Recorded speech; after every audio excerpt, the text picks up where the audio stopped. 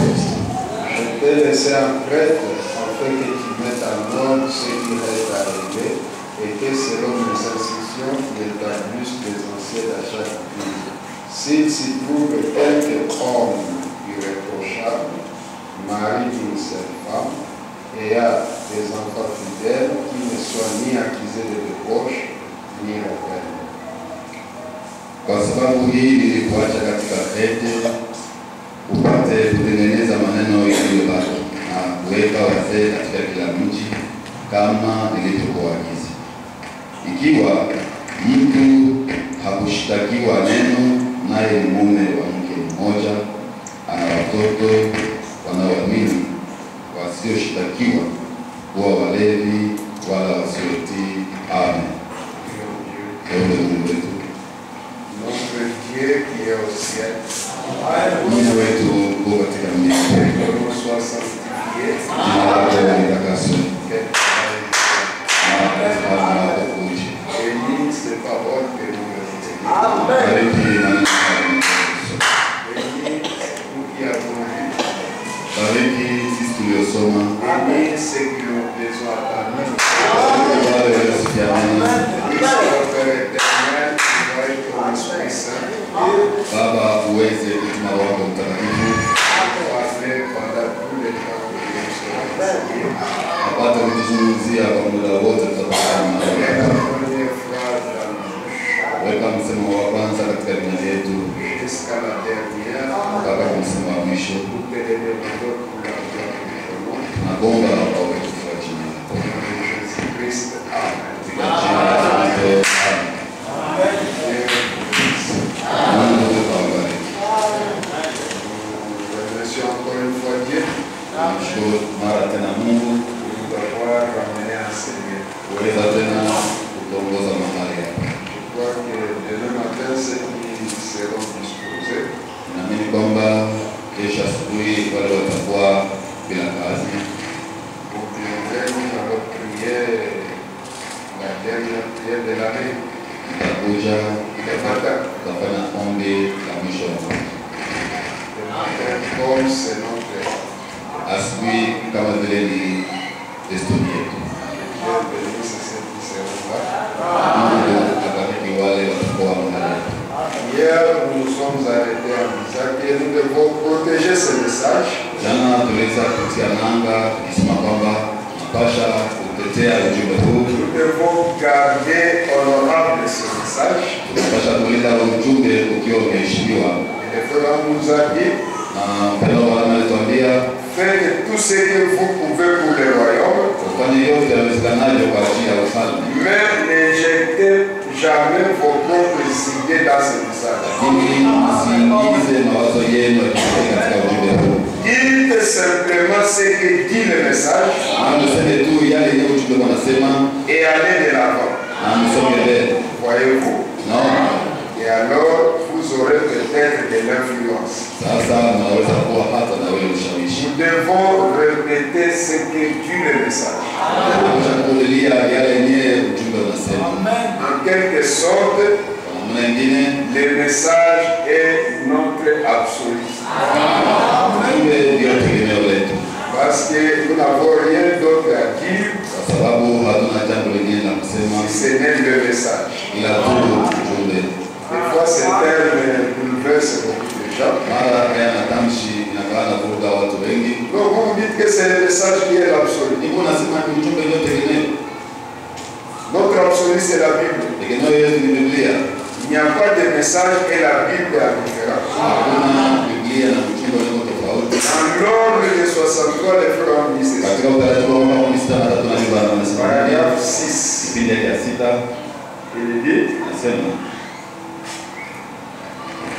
j'ai lu quelques extraits.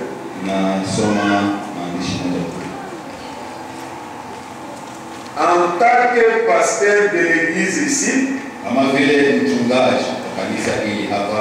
absolu est la parole. C'est-à-dire la Bible. Et bon, j'ai commencé en bas, mais je commence à voir. Il dit ceci.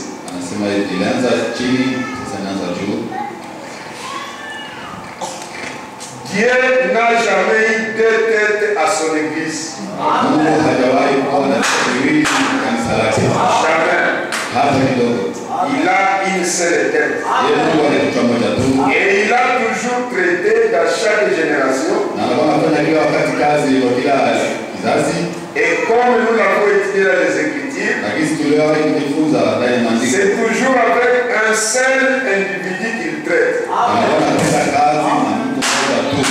Parce que quand vous avez deux hommes, vous avez deux opinions. Et cela doit aboutir à un absolu final.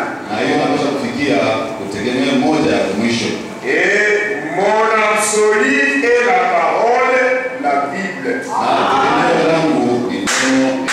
L'absolu de Frère Branham, c'est la parole. Et la parole, c'est la Bible. Écoutez maintenant cette question. Et en tant que pasteur de l'église ici, mon absolu est la parole. Et je sais que vous, les frères, vous me considérez un peu comme votre absolu. L'absolu des frères, c'est la parole et la Bible. Et les frères aussi comme nous, nous considérons Branham comme l'absolu.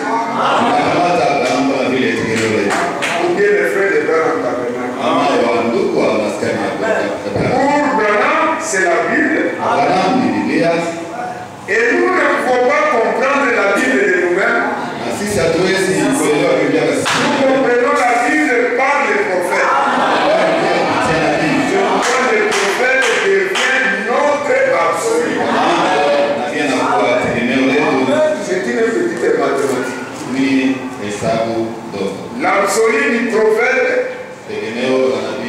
prophète de Branham, c'est la Bible. Et l'absolu du croyant, c'est quoi? C'est les prophètes.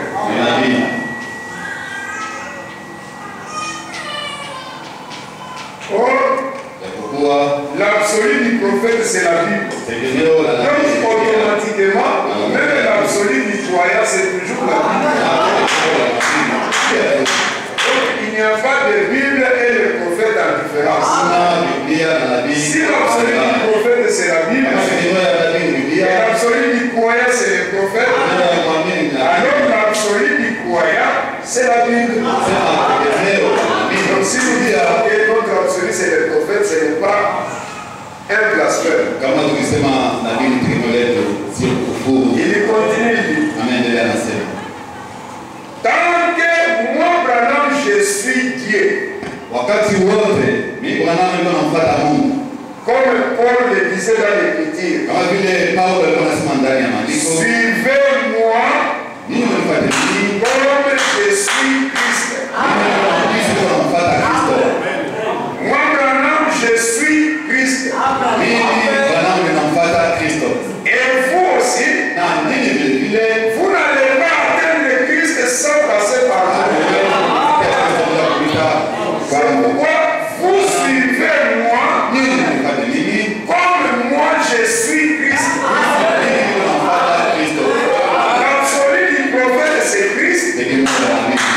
La parole, la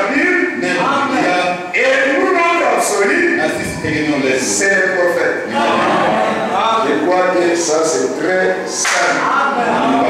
Et garder honorable le message. Et quand nous aurons gardé honorable le message, notre église sera spirituelle. Ce qui rend spirituelle l'église, c'est la parole qui vient du prophète. Quand nous respectons ce que le prophète a donné, alors là, nous allons être spirituels comme le prophète. Il dit, dites simplement ce que dit le message. Et allez de l'avant. Si le message est dit, nous disons. Maintenant, n'essayez pas de prêcher avant de savoir que Dieu vous a appelé.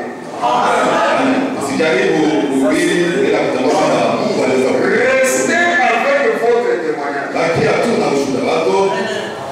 Et Dieu nous vient en aide. Je voudrais dire encore une petite chose avant d'entrer dans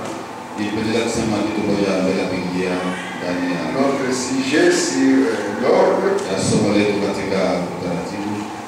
Nous devons conserver cet endroit spirituel. Il est vrai, l'église, ce sont les individus. Mais cet endroit est consacré à être spirituel. Ça doit être gardé dans l'esprit. Ce n'est pas un endroit où nous allons venir faire n'importe quoi. Et ce doit être l'endroit le plus spirituel qui puisse exister. Nous entrons dans nos maisons n'importe comment. Ce sont nos maisons. Nous pouvons sauter. Nous pouvons courir. Nous pouvons crier. Mais quand nous entrons dans ces bâtiments, ça doit être différent de nos maisons. Parce qu'ici, nous ne venons pas comme nous venons dans nos maisons. Il y a des gens qui viennent ici, ils viennent parler. Ils se chuchotent des choses. Ils rient. Ce n'est pas bon. Ce n'est pas chrétien. Un homme dit ceci d'abord de 63. Il dit premièrement, je vais dire une chose. Frère, c'est le paragraphe premier. Nous avons convoqué ces réunions. Ou bien cette réunion ce soir dans le but de savoir comment diriger l'église du Dieu vivant. Notre objectif, c'est de savoir comment diriger l'église du Dieu vivant. Église dont nous croyons faire partie. Je crois que nous en avons parlé pendant ces 2 jours. Maintenant, il dit premièrement, pour autant que je sache, je considère que c'est ici l'un des endroits les plus spirituels. Là où vous vous sentez l'esprit de Dieu, plus que dans n'importe quel autre endroit que je connaisse. Cet endroit, ce n'est pas comme nos maisons. Ça doit être l'endroit le plus spirituel. Et quand nous y entrons, nous devons y entrer en l'esprit. Et en y entrant en l'esprit, ça devient différent de nos maisons. Dans nos chambres, dans nos salons, dans nos parcelles, nous faisons n'importe quoi. Nous disons n'importe quoi.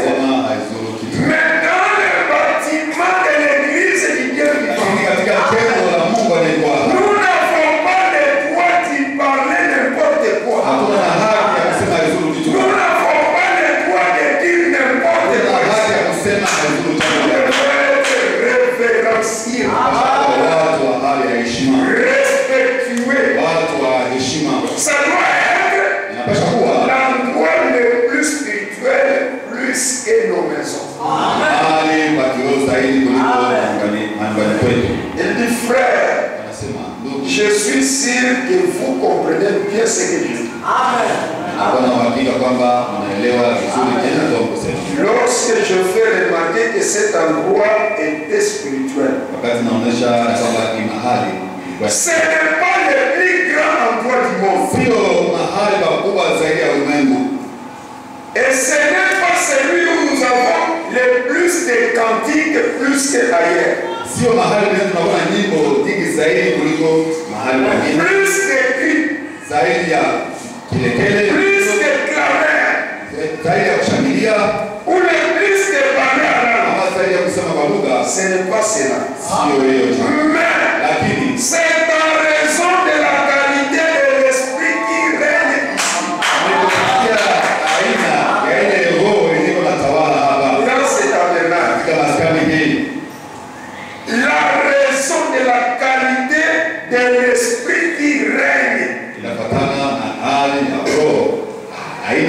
Si nous y entrons avec tous les désordres, l'esprit sera attristé. Et nous allons perdre le but qui nous amène à venir enseigner. Et il dit, je désire louer et remercier frère David. Et vous les frères ici, les administrateurs, les diacres, les surveillants de l'école de dimanche,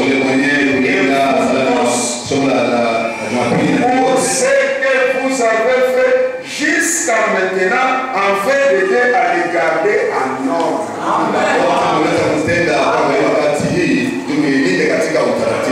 Et vraiment dit, cela a été le sujet de ma prière depuis longtemps. Et c'est mon désir depuis mon tout jeune âge de voir l'église mise en ordre et être maintenue dans l'ordre.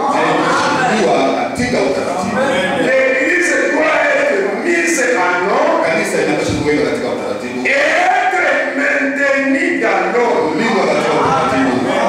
Dans le cas contraire, nous chassons l'esprit. Et quand nous chassons l'esprit, c'est pour terminer.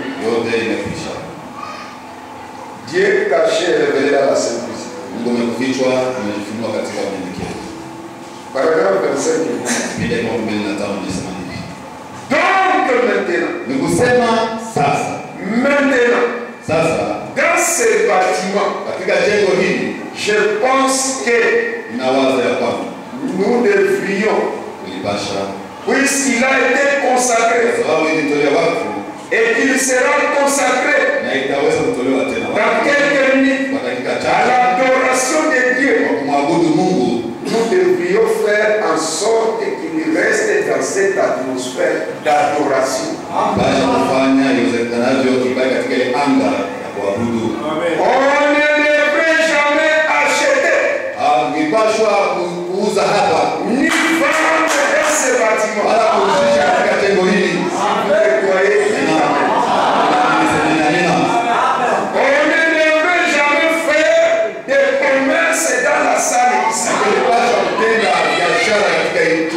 Cela ne devrait jamais se faire ici.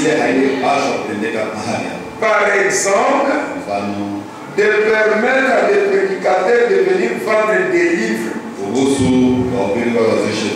et tout. Oh, nous avons produit une bande, ça coûte autant. Ce n'est pas l'endroit pour vendre telle chose. Peu importe ce que c'est. Il y a d'autres endroits pour ça. On ne devrait ni acheter, ni vendre dans la maison de notre Seigneur. Ce devrait être un lieu uniquement réservé pour l'adoration.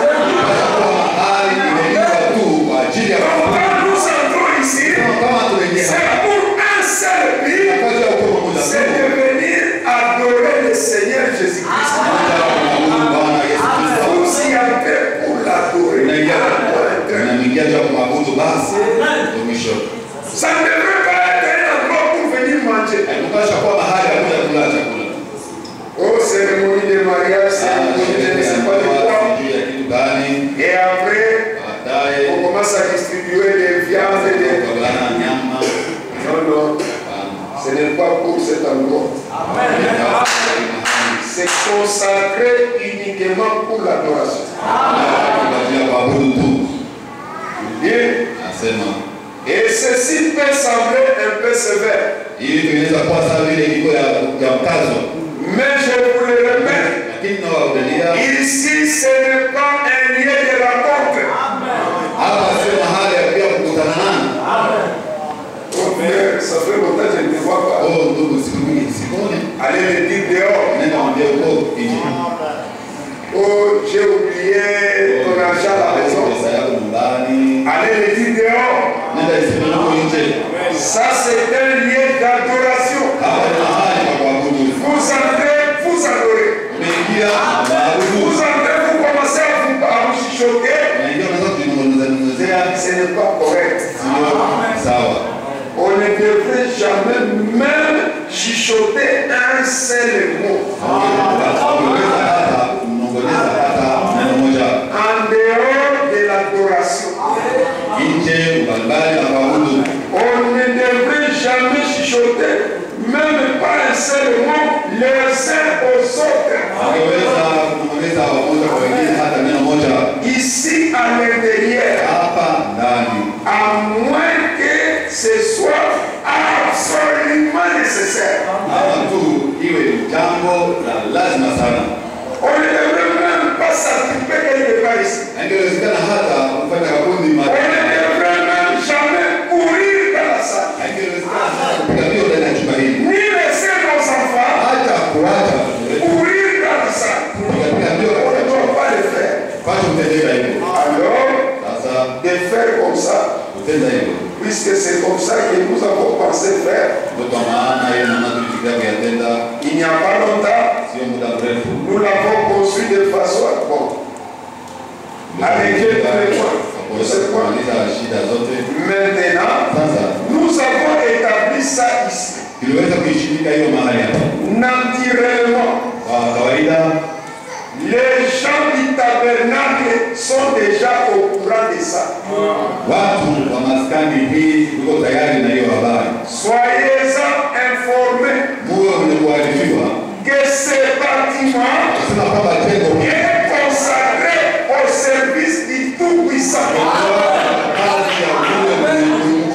Par conséquent, nous venons enseigner, nous nous consacrons nous-mêmes. Et souvenons-nous que quand nous entrons dans ce sanctuaire, nous devons garder le silence entre nous. Je sais qui se passe ici. Et par chance, on les a même filmés en train de se parler comme ça et rire. Je prendrai soin de prendre ces rubriques, je vais les montrer. Ce n'est pas correct ce qu'on fait. Vous ne venez pas ici pour chuchoter des paroles. Vous venez pour adorer Dieu. Quand vous commencez à vous parler et commencez à rire, vous ne comprenez pas ce que vous êtes venu faire. On continue. Si nous devons garder le silence quand nous entrons dans ce sanctuaire, nous devons garder le silence entre nous. Et la seule chose à faire, c'est adorer Dieu. Si nous voulons nous raconter, il y a des endroits où nous pouvons nous raconter entre nous comme ça. Mais il ne faut jamais se promener dans la salle. Vous entrez, après 2 minutes, vous êtes là. Après, vous êtes là. Vous cherchez quoi? Vous devez entrer en ordre d'enseigner. Et vous s'asseoir dans l'ordre. Ce n'est pas l'endroit pour se chuchoter. Sio mahali ya Nous kuzungumza. devons être respectueux. Tunapaswa kuwa watu wa heshima. Endelea. Et en effet, Kwa kweli nous ne venons pas dans le sanctuaire du Seigneur pour nous rencontrer les uns les autres. hatuje katika maskani ya Bwana ili tukutanane pamoja na J'ai vu tellement de gens dans des églises. niliona ile hali katika makanisa. Les gens mangent dans l'église. Les gens se parlent quand le prédicateur est en train de prêcher. Ziliko na wageni na watu wanasema sema Tout ça, ça chasse l'esprit du hiyo mkono wa anaendelea. Nous venons ici pour adorer Dieu. Tunakuja hapa maabudu Mungu. Ensuite, Kisha nous rentrons chez nous. tunakuja nyumbani kwetu. Ce sanctuaire est consacré à l'adoration. Hiyo maskani imetolewa watu kwa ajili ya kuabudu. Là dehors, Pale nje vous pouvez parler de tout ce que vous voulez. waweza kusema yote unayopendeza. À condition que ce soit juste et saint. Lakini iwe tu kweli na takatifu. Donc, pas de n'importe quoi dehors. Haiko mtu gani Il tunasikiliza faut que ça soit juste et saint. iwe kweli na takatifu. Rendez-vous, visite dans vos maisons. Mwende mtembeleane. Rencontrez-vous à différents endroits. Mwende mkutaniane mahali mbalimbali. Seulement, Lakini tu quand vous passez par ces portes, ukipita tu kwenye milango hii, gardez le silence. linda ukimya. Quand vous franchissez seulement les portes, Wakati unavuka kwenye milango, gardez bien le silence. linda vizuri ukimya. Vous venez ici pour lui parler lui Unakuja hapa uzungumze naye, et pour lui donner l'occasion de vous répondre. na upatie ile bahati ya wewe kujibu. Et Dieu nous vient en aide. Mungu atakusaidia. Il continue. Anaendelea anasema, Dans l'ancien tabernacle, katika ile maskani ya zamani il n'y a peut-être pas une seule personne ici. na pamoja na sema Quand le commandant Ulrich est venu jouer de la musique wakati kamanda Ulrich alikuwa kupiga muziki au jour de la dédicace, siku ya kuzindua, je me suis tenu ici niliweza kusimama hapa derrière trois croix. nyuma ya misalaba tatu. Le frère a mis trois croix dans le bâtiment. Ndio Bwana aliweka katika ile jengo misalaba, Trois grandes croix. misalaba kubwa tatu, Il y avait la croix de Jésus kwa msalaba wa Yesu et la croix des deux brigands. na misalaba mbili ya wale wezi, Et na Branham s'est tenu derrière les trois grandes croix. Bwana alisimama nyuma ya ile misalaba tatu kubwa. Et il dit, Anasema j'étais là pour consacrer le bâtiment. nilikuwa pale juu ya kuzindua ile jengo, Je n'ai permis à personne d'approcher. sikuruhusu hata mtu mmoja karibie. Ceux qui s'occupaient de l'ordre, Wenyewe walikuwa wanashughulikia utaratibu, ils se tenaient à la porte walikuwa wanasimama kwenye mlango pour voir kuona à ce que personne ne parle. usikiwe hata na mtu mmoja akisema. Il doit y avoir des gens qui se tiennent à des portes Tunapasha kuona watu wanasimama kwenye milango pour voir juu ya kutizama, que personne ne parle. usikiwe na mtu yote wa kusema. Si vous commencez à parler à l'intérieur, Sasa mkianza kuzungumza hapa ndani, au sommet à vous. Et il y a même ceux qui parlent méchamment. na kwa wengine wanasema kwa ukali. Sommet à vous. Ici, ce n'est pas l'endroit pour venir parler. Si mahali ya Nous devons avoir des ordres de nous asseoir. tunapasha kuwa na utaratibu wa kuketi, On n'a pas le temps de venir, vous commencez à bousculer les gens. kusukuma watu. Tu trouves quelqu'un en prière, tu commences à les pousser. Katika maombi Nous unaanza devons avoir du respect. Vous devez savoir qui est là. unapasha kujua ni nani yuko pale, L'homme qui est en train d'adorer qui. mtu ule Maintenant, toi qui viens, tu le pousses. wewe kuja na kusukuma Tu as manqué de place. eti unakosa nafasi ya kukaa. C'est pourquoi on doit avoir des gens même qui nous conduisent là où nous devons nous Ndio maana asseoir. tunapaswa watu wa kuongoza mahali. Assis-toi ici. Vous voyez quelqu'un qui commence à sauter. L'autre est à genoux. Il commence à dépasser les. Ce n'est pas correct. Sio sawa. Si tu as un endroit que tu as choisi, tu viens à temps. Kama na mahali unachagua kuketi, kuja mbele Et ya on watu. va venir bousculer déjà après. Ce Hapana n'est pas kuja correct. kusimama watu kisha. sio sawa. Il y a des gens qui mettent de l'ordre. Huko watu wanaweka utaratibu. Et ils se tiennent à la porte wanasimama mlangoni pour voir à ce que personne ne parle. Comprenez-vous qu'elle ne faut pas parler? Nous entrons, nous gardons le silence. Et un bon esprit va se manifester au milieu de nous. Et quand vous avez fini de parler à l'extérieur, entrez maintenant. Et si vous avez envie, sans faire de bruit, vous venez à l'hôtel et vous priez sans faire de bruit. Vous n'allez pas commencer à crier. Il y a un temps pour prier à haute voix et il y a un temps pour méditer, prier à haute voix. Vous venez à l'hôtel, vous priez sans faire de bruit. Et puis vous retournez à votre place, vous ouvrez votre Bible. Ce que votre voisin fait, ça les regarde. Vous n'avez rien à dire. Si vous aviez affaire avec lui, vous vous disiez, je le verrai dehors. Je suis ici pour adorer le Seigneur. Vous lisez sa parole, vous restez assis tranquillement. Tranquillement. La seule chose qui doit se faire attendre, c'est la musique. Et non pas n'importe quelle musique, mais une musique douce. Plus près de toi, Seigneur. Mon Dieu, plus près de toi. À la croix où mon sauveur mourit. À la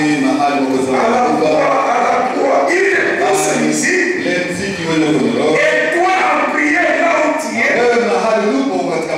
ce n'est pas le moment de venir. J'ai observé la Bible. Les gens viennent, ils ne savent pas ce qu'ils viennent faire. Vous le voyez assis là. Peut-être les services, c'est qui va ouvrir l'église et ne monte pas. Il ne va pas monter avant l'air. Comme tu es venu avant l'air, tu es venu pour adorer le Seigneur. Adore ton Dieu. Ce n'est pas le moment. Amen. Non, c'est pas ça.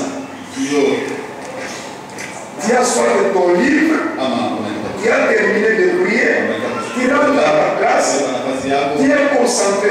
Ce que fait le voisin, ça ne te concerne pas. C'est ça le ordre que nous devons maintenir ici. Et les diables, ils doivent savoir leur rôle à jouer. Puisque si nous parlons de l'ordre, il y a aussi ceux qui s'occupent de l'ordre. Et ceux qui s'occupent de l'ordre, ce sont les diables dans l'église. Ils sont les seuls qui peuvent commencer à passer. Et ils ne passent pas pour rien, mais ils passent pour un but. Et si tu te vois en train de... Tu ne fais rien, tu n'adores pas, tu ne pries pas, tu es là seulement comme ça. Non, ce n'est pas correct. Tu dois être en train d'adorer ton Seigneur. Il veut te dire, tu dois adorer le Seigneur. Où tu lis ta Bible, tu ne viens pas comme ça. Si tu ne sais pas lire, mais quand tu sais parler à l'intérieur, parle à ton Dieu. La seule chose qui doit se faire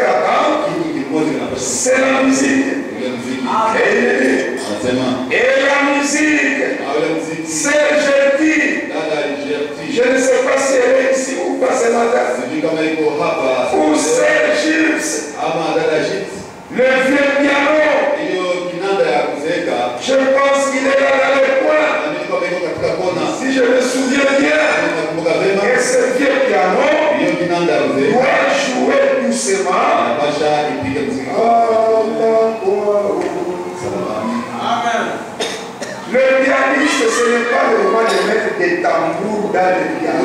Kupiga kinanda sio wakati wa kutia ile ngoma ya kusindikiza ndani. Ça doit être une douce musique. Inapasha kuwa ule muziki nyororo, taratibu.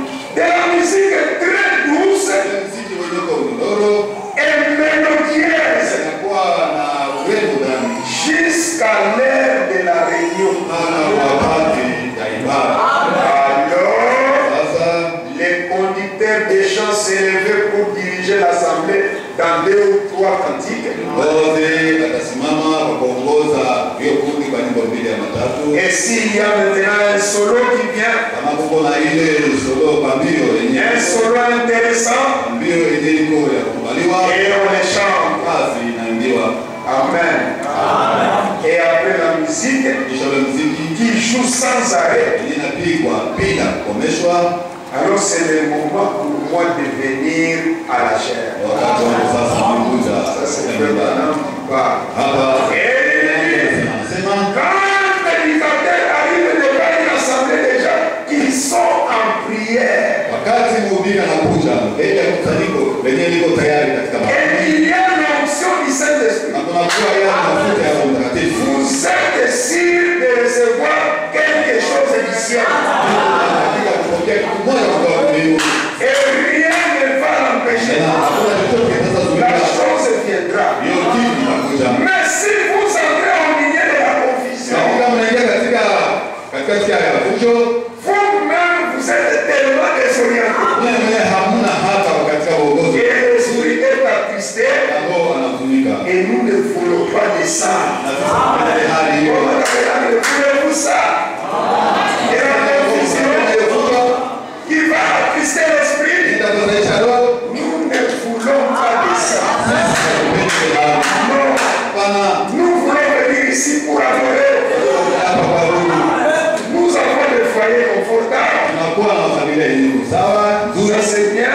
hiyo ni vyema. À la maison, Pale nyumbani nous allons voir nos amis là-bas. tunakuwa na rafiki yetu huko, Mais ici, lakini hapa c'est la maison du Seigneur. nyumba ya Bwana. Répétons tous ensemble. Turudie sote pamoja Ici, hapa, c'est la maison du Seigneur. Allez-y. tunaenda pamoja hapa, ni nyumba ya Bwana. Sommes-nous d'accord? Eti tunakubaliana, Allons-nous amener de l'ordre ici? tutaleta utaratibu hapa. Ce n'est pas bien qu'on vous pousse. Vyema watu wasukuma sukuma. Puisqu'il y a vu les diacres qui devaient marcher. Sasa mbona tulia? Mais les diacres, il y a loin, ils commencent à passer. Sio sawa. Ce n'est pas de l'ordre. Hiyo sio utaratibu. Si vous êtes conscient qu'ici, c'est la maison du Seigneur, Kama tunajua kwamba hapa ni alors faisons Bwana, en ordre basi ici. tukuje na utaratibu hapa. Maintenant, il y a des gens qui s'occupent de l'ordre. Sasa tunakuwa na watu wanahusika na utaratibu, Et ces gens s'appellent des na diacres. wale watu wanaitwa mashemasi. Un diacre, Shemasi mmoja ou les diacres au pluriel, ama washemasi kwa wingi, ce sont les gens qui s'occupent de l'ordre. watu wanaohusika na utaratibu. Et ils ont droit au respect. Hao wanapaswa kupewa heshima. Celui qui bafoue un diacre, Mwenye anadharau shemasi, c'est puisqu'il ne comprend pas la valeur d'un diacre. sababu ule mtu hajui thamani. Laissez le feu Branham vous donner la valeur d'un diacre. Acheni ndugu anawapatie thamani ya shemasi. Et il y a des gens qui refusent l'œuvre du diacre. Na kuna watu wanakataa hiyo kazi ya kishemasi. Frère, je veux être diacre. Ndugu unapenda kwa shemasi? Non, on veut m'humilier, on me fait diacre. Wanataka nisahau kwa nifanya shemasi. Même un prédicateur, Hata mhubiri, un ministre fou, mhuduma, il pèse à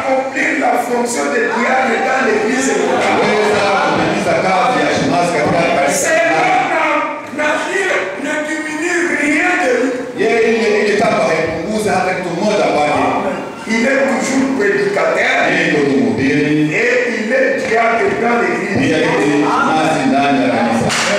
en a eu dans la Bible. Même dans Branham Tabernacle, il y en a eu. Si nous trouvons au milieu de prédicateur quelqu'un qui peut accomplir cette fonction de diable, c'est une bonne chose. Écoutez les frères Branham. Il dit ceci dans l'ordination des diacres, paragraphe 6.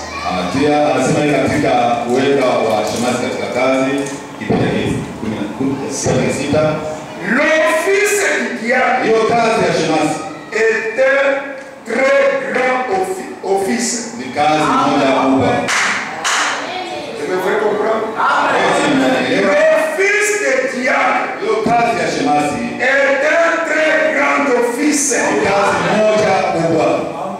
Et écoutez très bien, c'est un grand honneur aux yeux du Seigneur que d'être diable dans l'église. Si vous êtes élu diable, c'est un honneur même aux yeux de Dieu. Si on dit frère, tu deviens diable. C'est le pas qu'on veut t'humilier. Et il y a des prédicateurs qui disent un seul diable. Il n'a rien à dire. Ça, c'est le manque de respect. Un diable dans l'église, c'est une grande valeur. Et aux yeux de l'Éternel, c'est un grand honneur. Devant les yeux de Dieu, un grand honneur.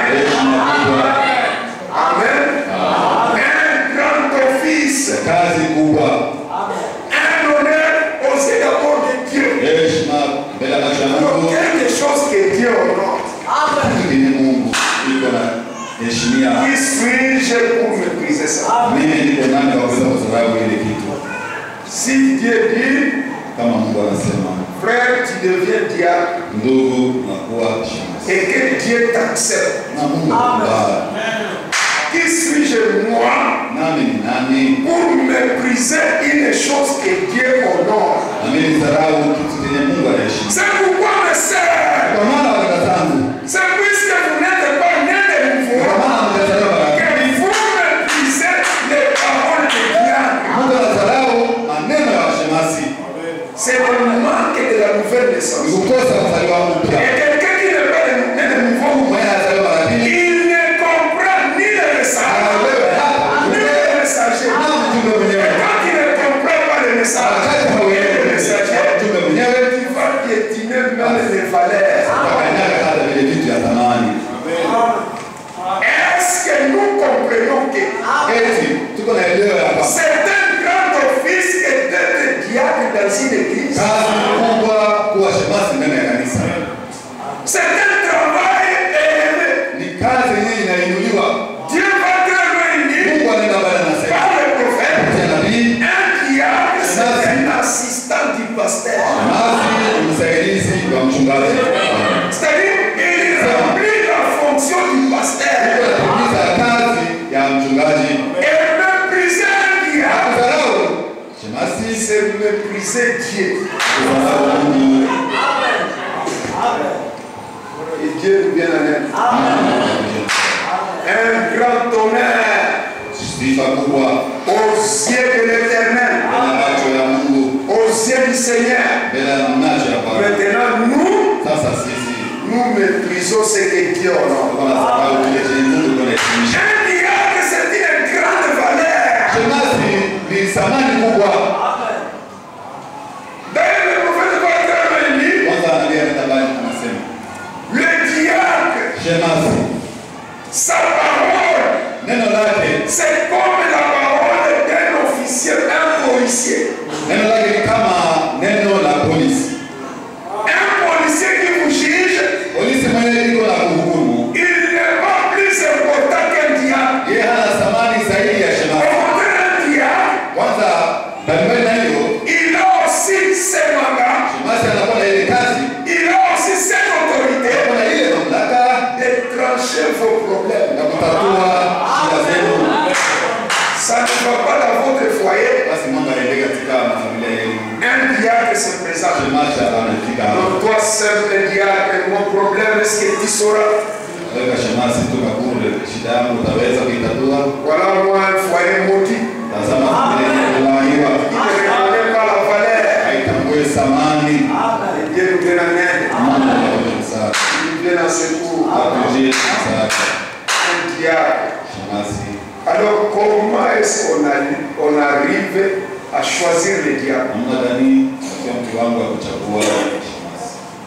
Un diable, il est élu par l'Église.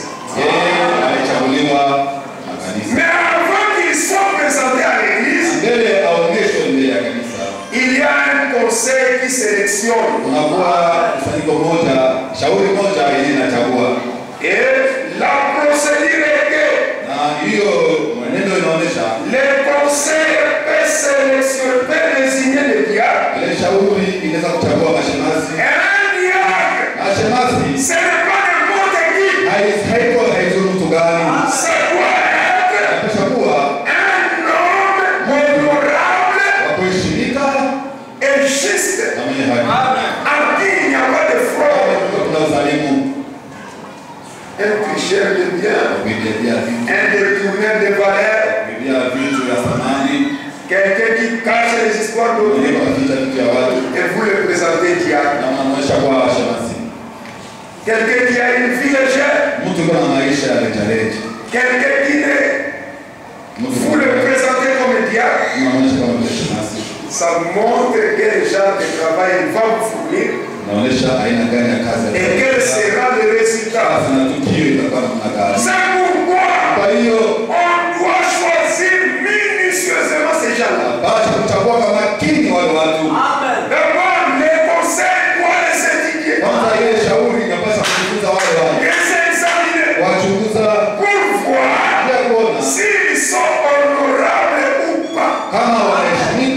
S'ils sont justes dans leur façon de vivre.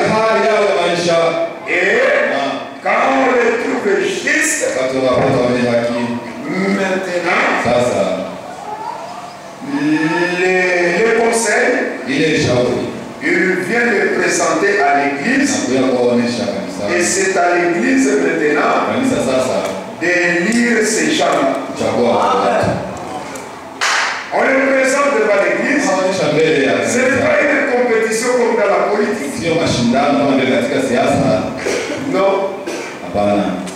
Ils sont d'abord désignés. On les a étudiés. Et après, on les présente à l'église. Et le frère nous dit, de la même manière, les mêmes conditions qu'on a utilisées pour les diables, les administrateurs et les trésoriers, ils sont élus de la même manière. Donc quand nous parlons des diables, directement nous parlons aussi des administrateurs. On n'a pas le temps d'entrer dans les détails des fonctions. Mais tous ils sont élus de la même manière. Et on les présente à l'église. Et l'église procède à l'élection. Cette procédure peut-être, on va y entrer prochainement. Un diable, ce n'est pas quelqu'un qui se lève qui dit moi je vais le diable. Non, c'est quelqu'un qu'on désigne. C'est différent de quelqu'un qu'on appelle prédicateur. Un prédicateur, il ne veut pas désigner. Mais un diable, un administrateur, un trésorier, et ils sont désignés.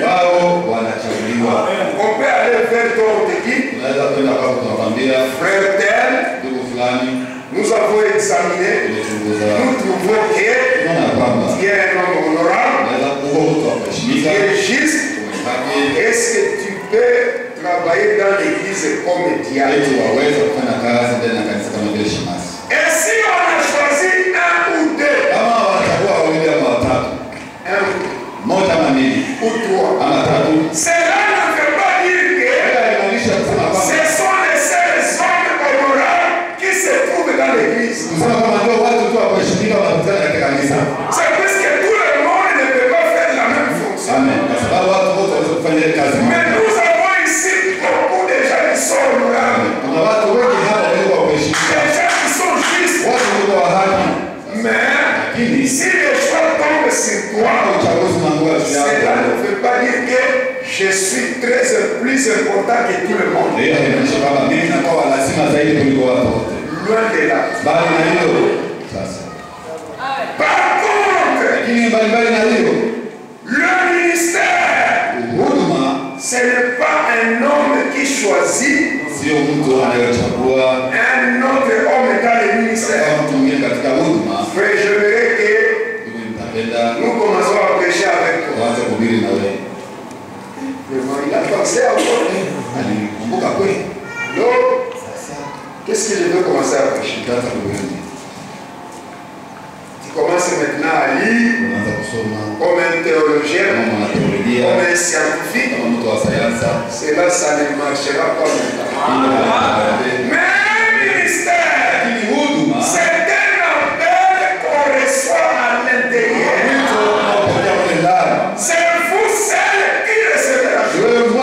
Ce n'est pas un homme qui va vous expliquer. C'est quelque chose qui brille. C'est quelque chose qui est à l'intérieur. Et c'est aussi un grand travail pour Dieu. Maintenant, un diacre, un prédicateur, il faut un service de Dieu. Ils sont en train de servir du Créateur du ciel et de la terre. Et les gens pensent que servir Dieu, c'est le plus bas travail qui puisse exister. Mais écoutez votre prophète, si vous le croyez, il nous dit ceci: je vois que tu es prophète. C'est la parole de la femme samaritaine. Et le prophète prend ça comme titre. Je vois que tu es prophète. Et paragraphe 9. Eh bien, pour susciter la foi en Christ, la foi de Christ, dans les gens, il y a des prédicateurs. Écoutez maintenant le message. C'est la chose la plus importante aujourd'hui. Un bon prédicateur, envoyé de Dieu, c'est la chose la plus importante qui puisse exister. Et moi, Branham, j'apprécie les prédicateurs. Donc, si Dieu t'appelle à être prédicateur, voilà la fonction la plus importante. Ce qui nous intéresse maintenant, ce sont les offices dans l'église locale. Mais on aura suffisamment de temps un jour. Nous allons parler de ministère. Comment le ministère grandit d'abord. Comment le ministère arrive à son apogée. Jusqu'à l'ordination. Et que doit faire ce ministre? L'État ne nous permet pas d'entrer dans tous les détails possibles. Et pourtant, quand on avait commencé le sujet, au mois de mai, je pensais qu'après 2 kisha miezi 2 katika utaratibu. Dieu a voulu qu'on arrive à là où nous sommes maintenant. Et dans les lieux, on va parler de ministère à fond. C'est la source de beaucoup de confusion. Il dit, un homme envoyé de Dieu, leur don,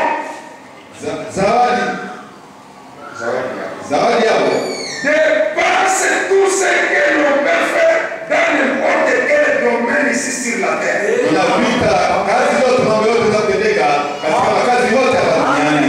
Tous les domaines que vous connaissez, que ce soit affaires sociales, affaires je ne sais pas quoi, politique, comptable ou directeur, je ne sais pas quoi, commerçant, ou je ne sais pas cultivateur, n'importe quel domaine que vous connaissez, le don d'un prédicateur, quelqu'un qui a reçu le don de Dieu, il a un Dieu qui est au-delà de tout ce qu'on peut faire dans n'importe quel domaine. Un prédicateur qui n'est pas fier, qui n'est pas fier de son métier, et le voilà dans la politique. Il commence à mélanger les choses. Là, ça ne marche pas.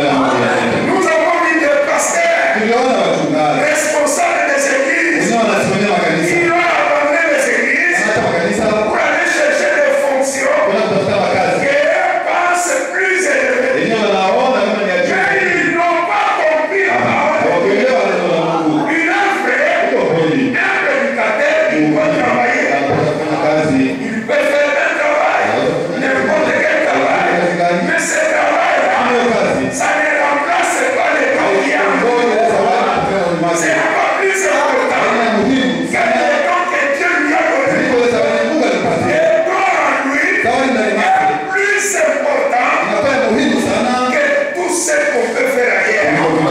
Un prédicateur, il devait être fier de prendre sa Bible, prendre les messages et prêcher la parole. Mais puisque nous avons aussi des familles à élever, et ce n'est pas comme en Israël, où les 1/10 de toutes les tribus, ça suffisait les Lévites.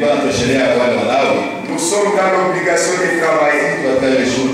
Et Paul dit, je ne suis pas venu chez vous comme un mendiant. Je travaille, je souviens à mes besoins, et je viens en aide aux besoins de plusieurs. C'est un prédicateur, il ne doit pas rester là-bas comme ça.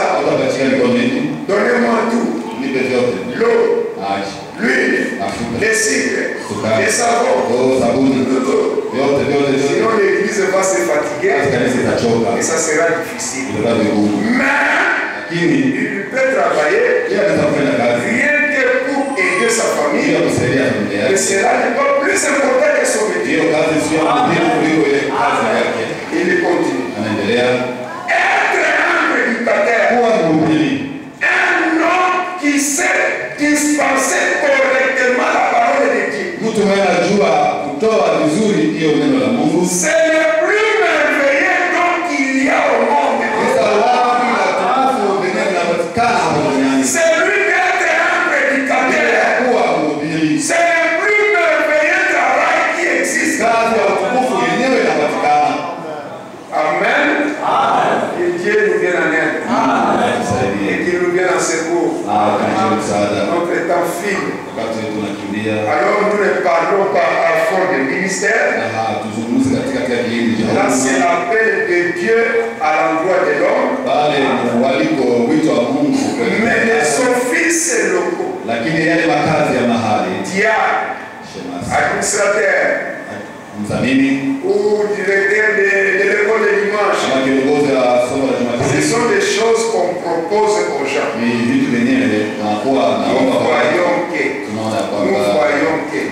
Nous voyons que si ça trouve l'assentiment et que sa famille réponde à ses noms, alors on les présente devant l'église et on dit à l'église, nous les conseils, nous avons trouvé que tel, ils peuvent vous servir comme diable. Êtes-vous d'accord? Alors là, nous passons maintenant à l'élection un à un. Chacun a une seule voix. Vous n'avez pas commencé à chuchoter. C'est là où c'est pas le bon nom. C'est toi qui connais qu'il n'est pas le bon nom. Tu as le droit de mettre et l'autre, il a le droit de l'accepter ou de le refuser. Maintenant, vous devez le faire terminer. Nous allons prier au Dieu. Père Shadrach, tu peux prendre la grâce de Dieu. Demander des bénédictions. Demain matin, il y a prière. Tunakubariki Mwenyezi Mungu Baba yetu wa mbinguni, sababu tunaona upendo wako ni mwingi kwetu Baba. Ulitununua kwa damu yako Yesu Kristo, na tulipopenda katika nyakati za giza Baba, ukatutayarishia nabii katika kizazi hiki ili apate kuturudisha kwenye misingi ya mitume na manabii, tutembee kulingana na uongozi wa Roho Mtakatifu aliyeshuka siku ya Pentekoste. Nasi tunafurahi sana na kupokea ile nabii, na yoyote ambaye anayesema kutoka kwako Baba tunayaamini Baba. Nasi tena tunafurahi kwa kuwa katika kanisa lako umewaweka watumishi ambao wako fidele kuyale ambao umeyasema kupitia kinywa cha nabii. Seigneur Jésus, haiko sisi ila ni Roho wako ndani mwetu aliyetuchagua tangu awali tupate kupokea ujumbe wa wakati wetu, na yeye anatupatia nguvu kuamini na kutembea ndani. Huu ujumbe ni mgumu sana, hauko mwepesi, lakini kuweza ni kwamba tu tulichaguliwa kimbele Baba. Hivi Yesu tunakushukuru kwa uchaguzi ulituchagua na ukaandika majina yetu kwa damu yako Yesu Kristo. Tunataka sasa utupatie kutembea kama watumwa wa neno lako na wafungwa Roho Mtakatifu, tukifungwa nira na wewe Yesu Kristo. Na wewe Yesu Kristo ni ujumbe wa wakati wetu.